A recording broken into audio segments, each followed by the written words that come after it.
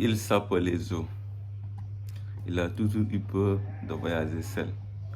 Sa peur n'était pas forcément liée à l'insécurité ni à l'inconnu. Il avait plutôt peur de se retrouver avec lui-même, la peur de la solitude. Pour combler cette peur,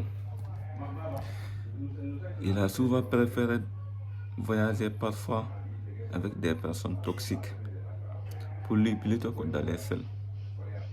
Et un jour, il a eu le déclic. Après une rupture amoureuse douloureuse, il a ressenti en lui un fort besoin de se retrouver. Il savait qu'il ne devait pas rencontrer quelqu'un d'autre à ce moment-là, car il était blessé et dépendant affectif.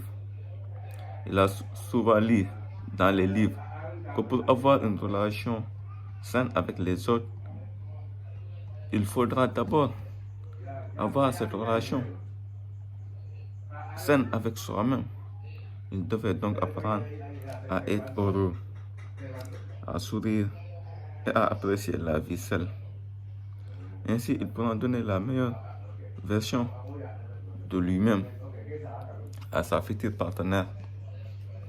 Il a donc pris la décision de partir, sac au dos, léger, comme une plume en quête de sens. Ce n'était pas une décision facile, mais au final, ça a été le voyage le plus enrichissant de toute sa vie.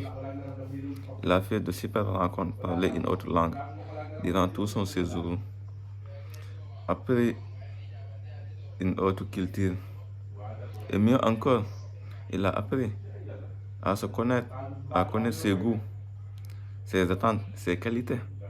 En termes de relation, il a énormément appris sur sa personnalité. Finalement, il conclut que derrière chaque peur se cache une opportunité de grandir et d'évoluer.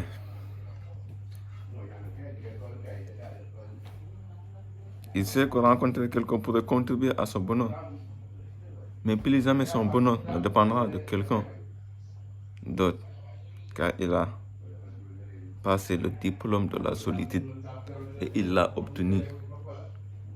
Une personne capable d'être seule et d'apprécier sa propre compagnie est une personne forte et libre.